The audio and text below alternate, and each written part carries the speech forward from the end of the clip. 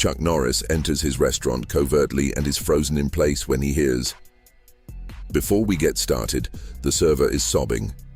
Please remember to like and follow for more compelling tales that will stick with you, so let's get started." Chuck Norris had witnessed it, even before the fame and riches trials, but there was a certain quality about he hadn't expected the clatter of plates that night at Talk's Chatter and the steady hum of a crowded kitchen. But it wasn't the sound that drew his attention, was the piercing, cutting tone coming from He hesitated for a moment, his eyes narrowing. "Are you serious? Inept?" The voice slashed through the atmosphere like a cruel, merciless whip. Chu moved forward out of instinct, looking at the chaos there. Ted Mosby stood in the center of the room, his face contorted in a constant frown. Before him, a young man no more than 20 years old, wearing a white apron, stood with his head bent in. Ted didn't appear to be aware of or concerned about the other staff members' attempts to avoid the storm. He yelled at the child once again, his voice thunderous. "Observe me when I speak to you. This isn't a charity. You little fool. You can't just walk away from Chuck's fists after making a mistake like that." Business clinched uncontrollably. He hadn't intended to intervene yet, but he'd come in under the radar, wearing jeans and a sweater, eager to check out his establishment, as any typical consumer would. But the circumstances before him weren't simply poor management, but this was worse. "You're fortunate that I didn't toss your," Ted went on to say. "Get your act together," in a venomous tone. The young man just nodded his gaze. "But you understand me, either together or gone." He was shaking on the ground and could hardly stand without. Another Ted pushed the child forward by grabbing him by the neck until his face was, "The next time you make a mistake, you'll be perilously close to a warm bowl of soup." The young man winced but didn't move when he tasted Ted's spat, which was like pushing the child's head down towards the soup. Chuck had just walked through a few minutes prior to his protest, which he didn't dare.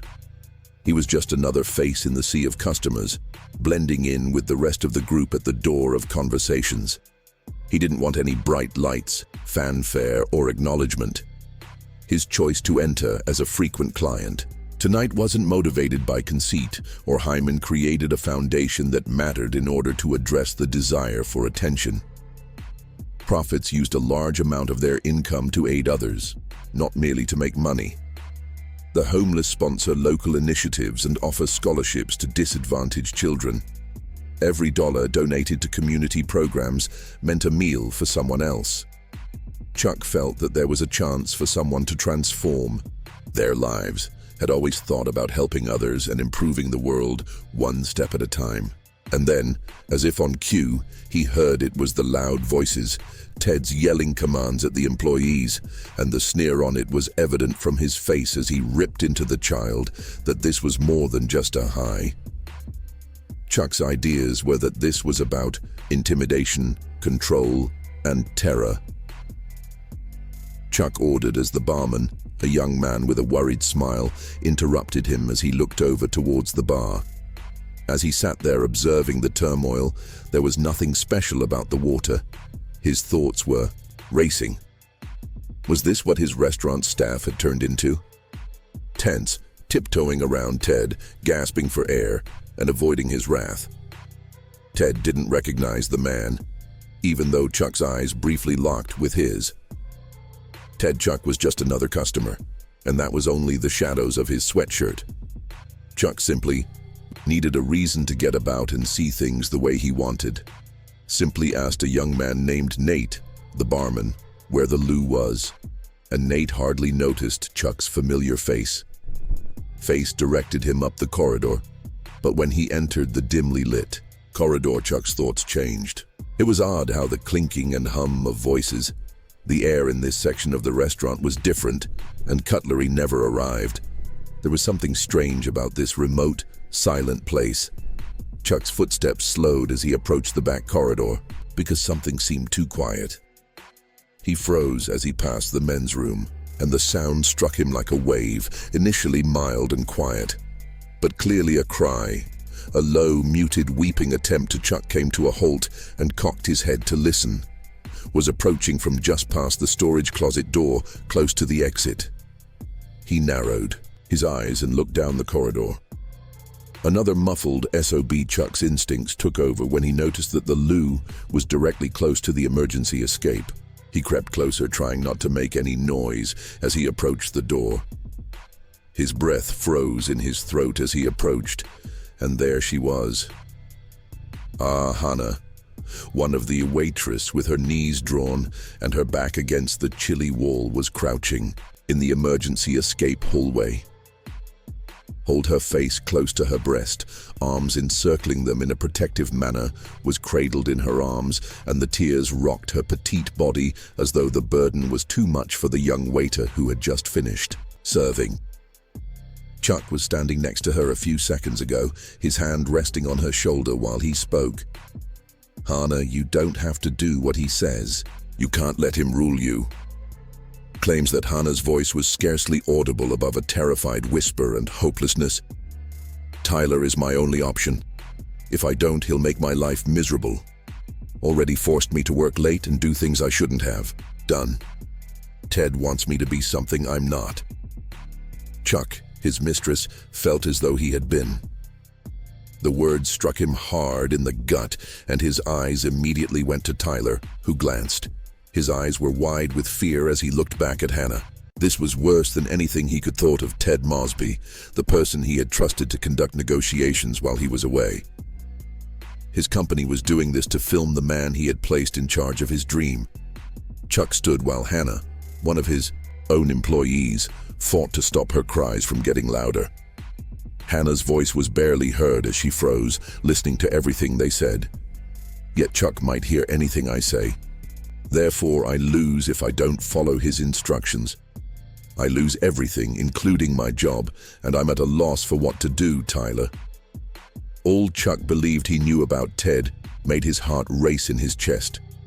Regarding discussions concerning his business, he trusted that it was being torn apart in front of him.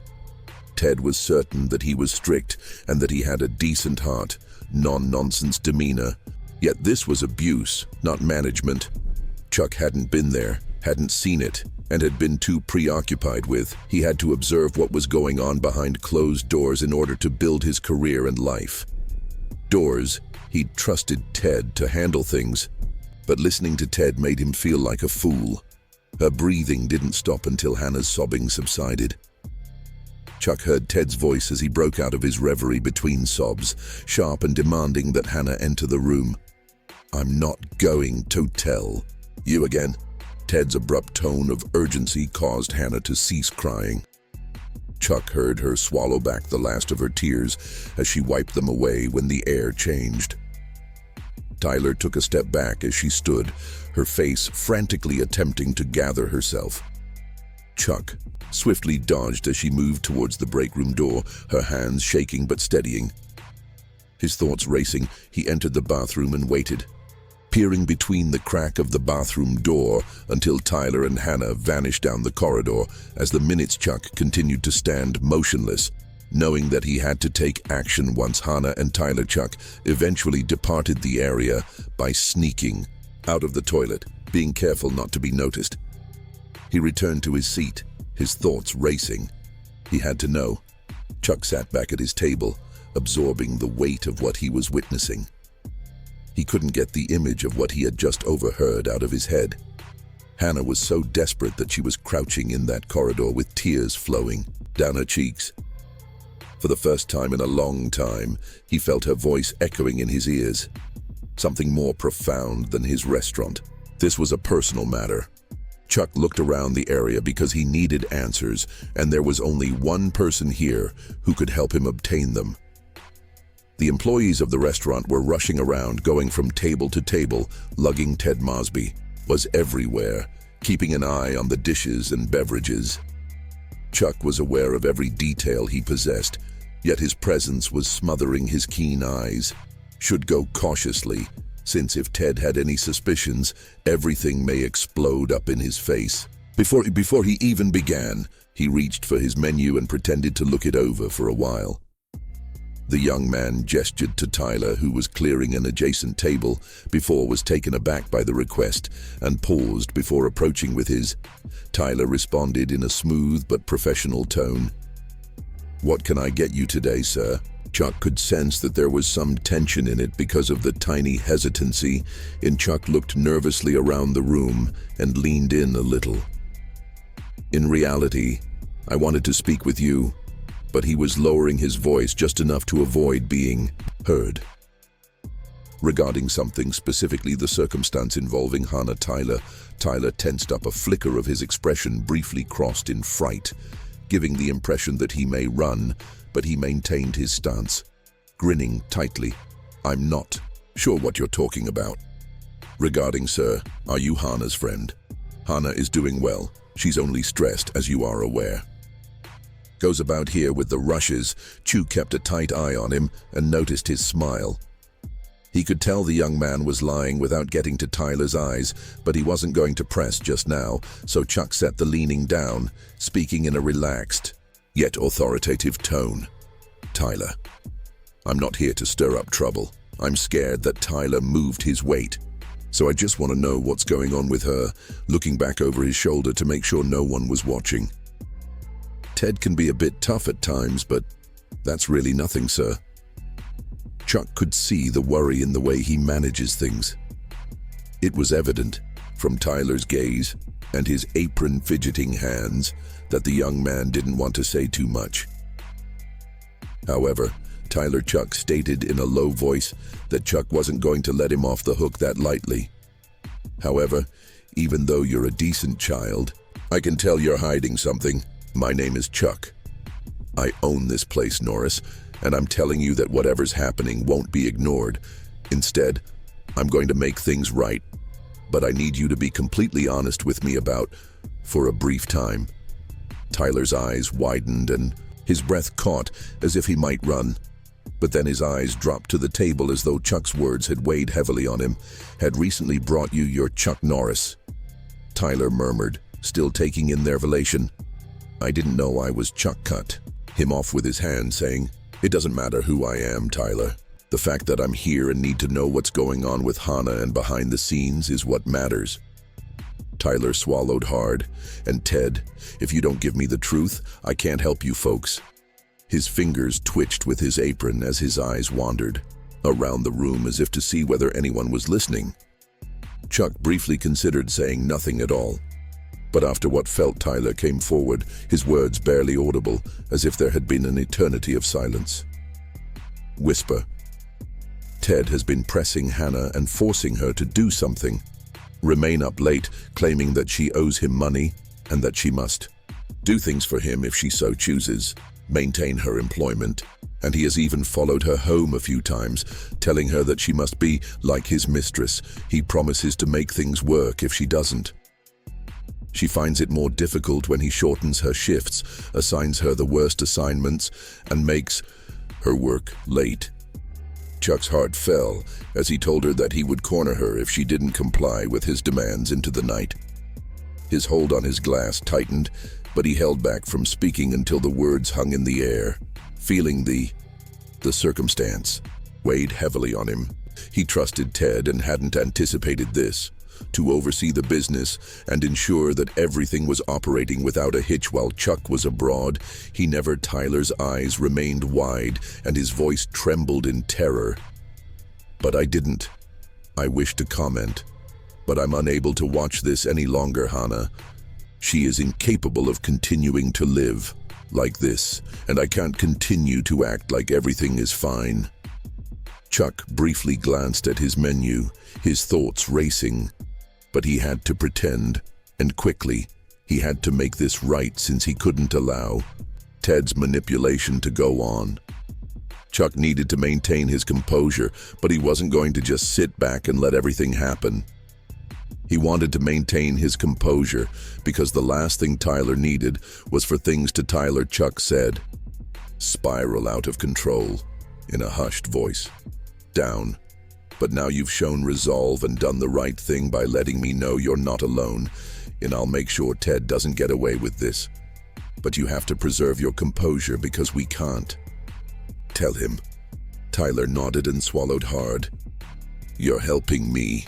Hannah is afraid, and I don't want to make things worse for her, Mr. Norris. Chuck gave him a comforting grin and said, I know how difficult it's been for her. I'm going to, if Ted suspects anything, just act as though you're still performing your duties.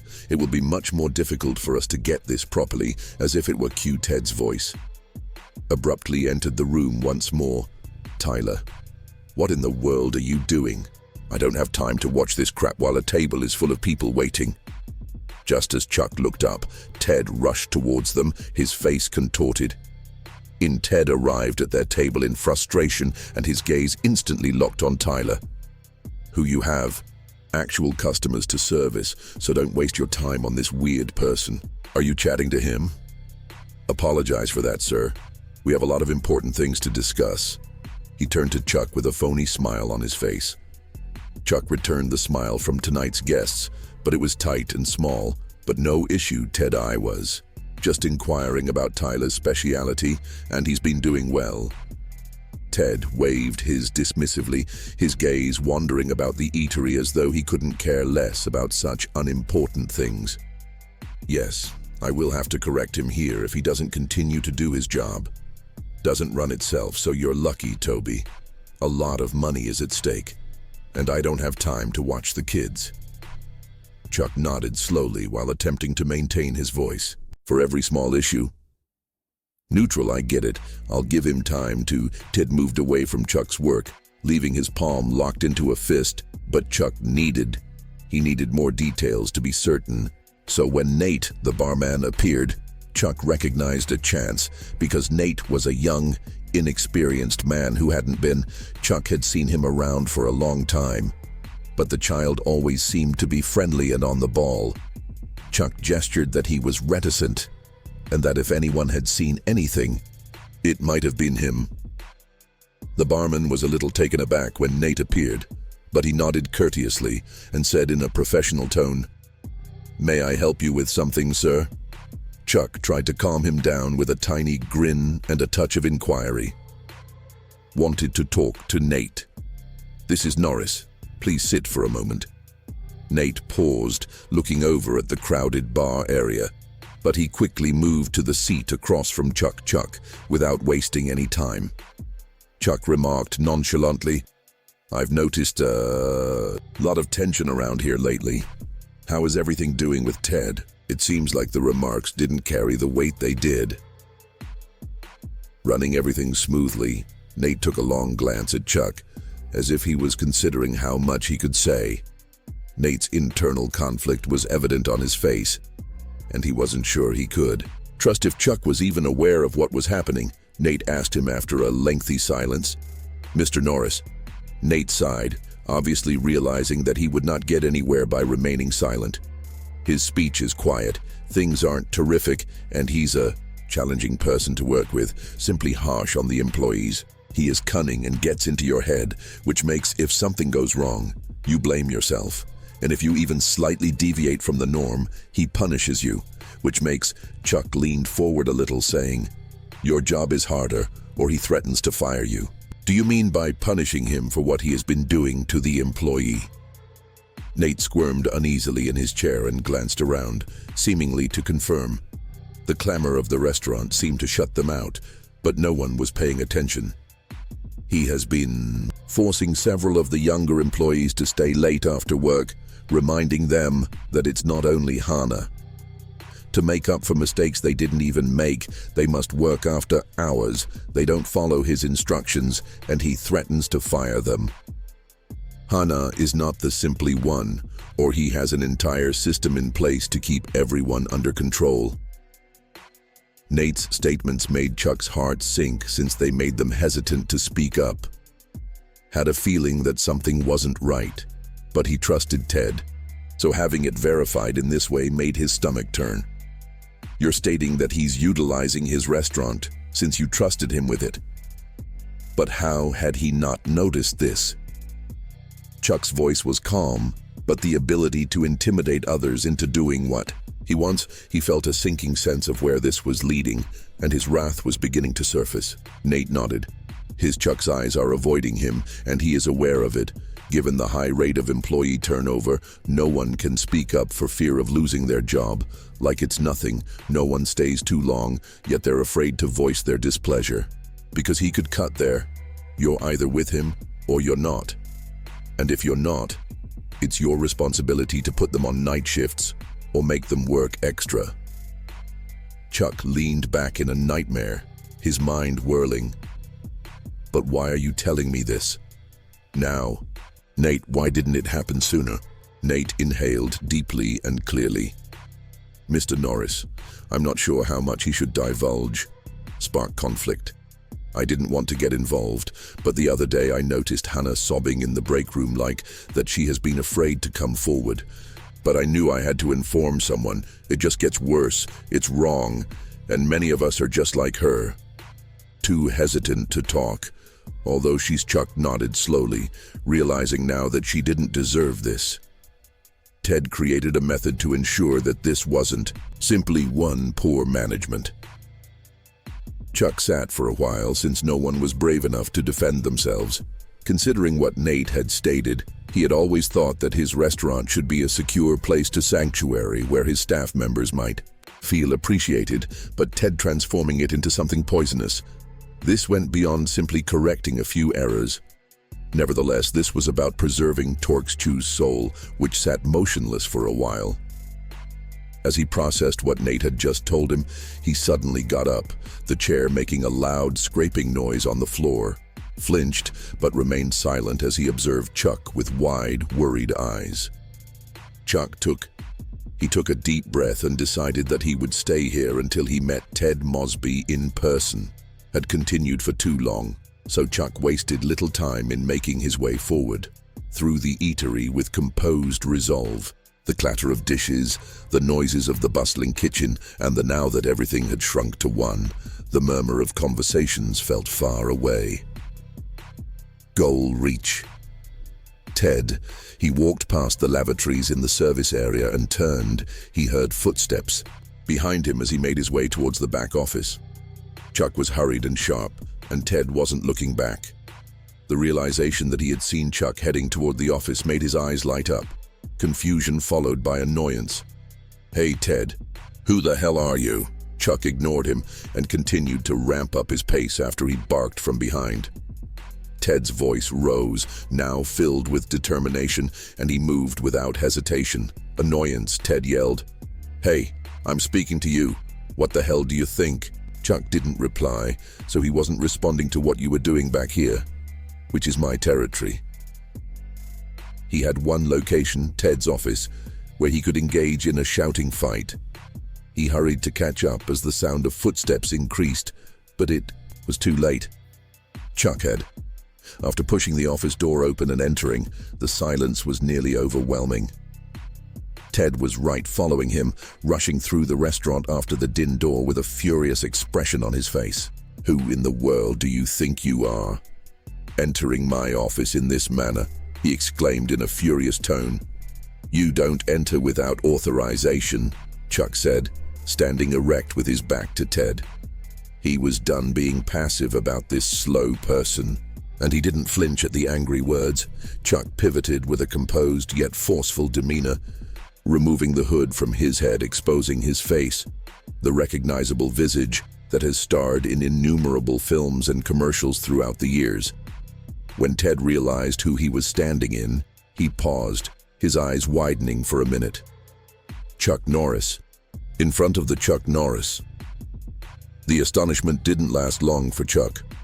My name is Chuck Norris, and I own Ted's mouth opened and closed here, but initially he looked but said nothing.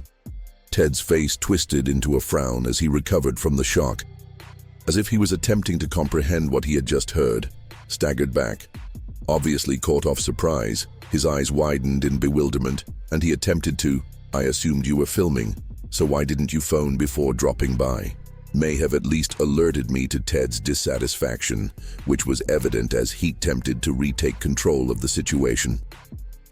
If I had known you were coming, I would have been ready for that. You can't just show up here without warning. Chuck took a step forward without flinching, his face unreadable. presence permeating the space. Had I phoned Ted, I would not have witnessed the reality and would not have been aware of what you've darkened Ted's eyes and transformed my restroom into his face. The words lingered heavily in the air, narrowing. What the hell are you talking about between them? And Chuck heard Ted's words as the realization struck him, causing the color to fade from his face. Decreased. But I trusted him since I could not question the seriousness of what he was stating. Ted, you are responsible for managing this place and ensuring that the employees are treated fairly. You have turned Ted's face twisted with a fearful, manipulative expression. He opened his mouth to speak in an attempt to shift the responsibility out of a mix of panic and rage, but Chuck didn't give him the opportunity since he didn't want to. Hear justifications? Chuck stated in a chilly tone. Don't even try to dispute it. I've heard enough, and I've got evidence that you have been abusing your position to exert influence over others. Ted, that's abuse, not management, to coerce them into doing things they shouldn't have to do. And I won't. Ted's fists clenched into a stance for it. You have no idea what the hell is going on, but his shoulders were rising with every frantic breath. You've been away doing whatever it is you're talking about. And Ted hissed, his voice barely restrained. If you don't like the way I manage things, you're leaving me to handle it. Chuck moved closer, saying, but don't come in here demanding to know what's going on without even letting me explain myself. Ted's bluster doesn't bother you. Don't try to defend yourself any longer. The truth has been revealed, and I'm not going to back down. His eyes were fixed on Ted's steadfast, "You're done here" expression. Ted paused for a second, anger and incredulity mixed together. You can't just fire me. You think people will just let you stroll in after I've been running this place for years? But Chuck interrupted, his voice firm and unwavering. If you're asking why I didn't, it's my place. I wanted to let you know because I wanted to personally witness what you were actually doing behind closed doors. Although Ted's jaw tensed, he knew it was finished and he was done with it. Chuck didn't waste any more time because he was captured and there was no way out. Ted was fired with immediate effect, and I will make sure that you never again work in this field. Ted opened his mouth to quarrel with folks no longer. However, he remained silent, frozen in the moment of realization that Chuck quickly turned and started walking away when everything he had built up his power and control over vanished. The finality of his choice was looming large in the air as he approached the door. Put your belongings away and go now. For Ted just stood there fuming for a long time, with fury and rage. But he had lost all will to fight, since he knew Chuck was correct.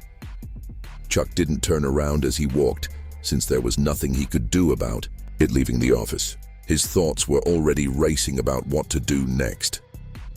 Nevertheless, his restaurant needed to be returned to its original state, to be a location that offers opportunities for dignity and respect. But this was the first step, and Ted Mosby would never be able to take that step again. As Chuck Norris left Ted Mosby's office, his thoughts were already changing. Ted was gone after he took the initial step. It was a minor triumph, but there remained. Chuck's face was set in resolve, and his heart was still full of work. Even though he was still feeling the weight of what he had just learned, he was resolute, and this went beyond simply jogging. It was about doing what was right for his people, his employees, and a restaurant. When Chuck entered the kitchen through the rear door, it was as busy as normal, with clattering and sizzling cookware.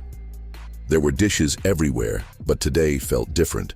Since there was a wait-in, Chuck stood at the door for a time, observing his staff, and wondered how many of them were affected by the unavoidable air. They were still terrified of how many of them were being cautious.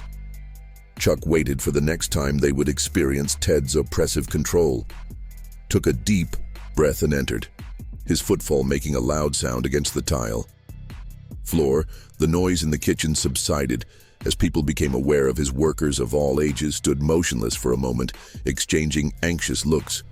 But Chuck had to address them all right away, so there was no time to hesitate. Everyone gathered as Chuck called his Ted, and the rest of the kitchen crew filed over in a stern but gentle voice. Hannah was standing a short distance away from Chuck, who was standing next to the prep station. Among the others, Tyler was present. With his hands, and her face was pale but optimistic. Chuck's gaze scanned the group, settling on each face while he fidgeted at his sides. He could feel the weight of their trust on his shoulders as he saw the stress and fatigue etched on their faces. This was the moment when he decided to save not just his company, but also their livelihoods. "Look, I know things haven't been going well around here," Chuck said steadily as he looked into each person's eyes. "Individual in the room. I've learnt of some things that shouldn't have occurred, and I won't stand by and watch you all continue to work under such pressure." Chuck sensed the tension easing as there was a soft murmur among the gathering. However, he was aware that he needed to talk more to ensure they understood all he said. "Word. I'm aware that some of you have been enduring more than just difficult shifts and lengthy hours. I should have seen it and paid more, but I'm afraid every day that you'll be the next." Chuck continued to draw attention, his voice becoming softer but not any less intense. "But I'm telling you now that it's over." Today, after holding a breath for what seemed like an eternity, Hannah's eyes filled with tears. Chuck noticed a glimmer of hope in the others' eyes as they shuffled uneasily. But it was the similar sentiment he experienced when he first began constructing this restaurant, the notion that it wasn't merely a company, but it was also a community.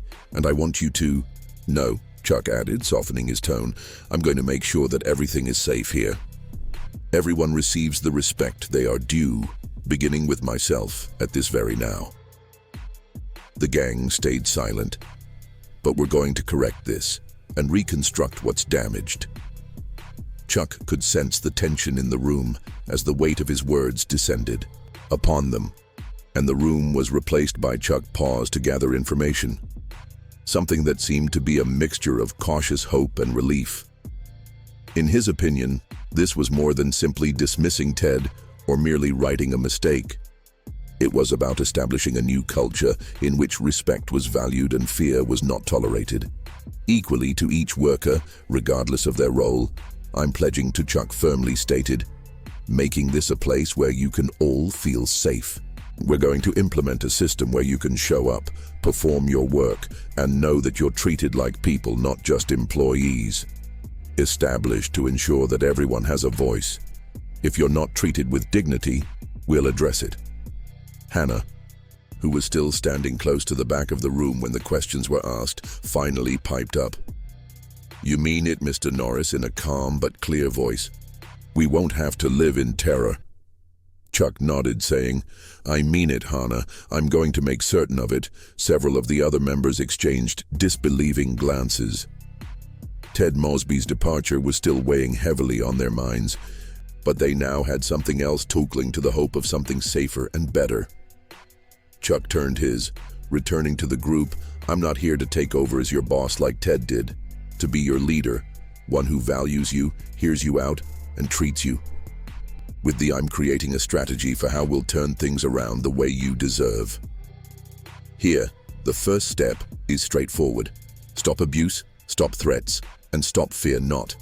We'll look out for one another and make this place the greatest it can be." Tyler, who had been positioned at the rear of the group, moved forward somewhat. "But how do we begin?" Mr. Norris's Chuck heard the hesitancy in his voice and gave him a comforting reassurance. "It begins with all of you, so please believe me. We'll begin with open now. You can all reach me directly. There are no longer any middlemen. Speaking up and getting things addressed through Ted or anyone else, that's how we'll repair things." Chuck paused, allowing the weight of his words to linger in the air, starting from the beginning. For the first time in a long time, the employees exchanged uncertain yet eager glances with one another, appear to have a renewed faith in something. "And if any of you ever feel in danger," Chuck went on, his tone becoming more solemn, "come to me and we'll fix it," he said, "and we'll quickly fix it. For a while, the kitchen was silent, but suddenly Hannah. She moved forward, her cheeks blushing a little with emotion, and said, "Thank you." Chuck grinned at her, his eyes glimmering. "But you have no idea what this means." "Hannah, I believe I do, and it's the least I can do for you. All involved in this. You're all taking part in discussions, so you're all family." The room went quiet, but not from dread this time.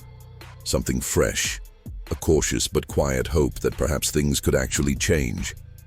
Chuck scanned the room, focusing on each of his staff members had experienced a lot just as he had, but they now had a genuine opportunity to transform this area into what it was intended to be, free from manipulation and fear. Chuck was prepared to battle for them for all of their lives, even though it wouldn't be easy. He had initiated conversations with them in order to give people a chance, and now Chuck walked out of the kitchen with a slightly lighter stride than before. But it was only the beginning of the voyage.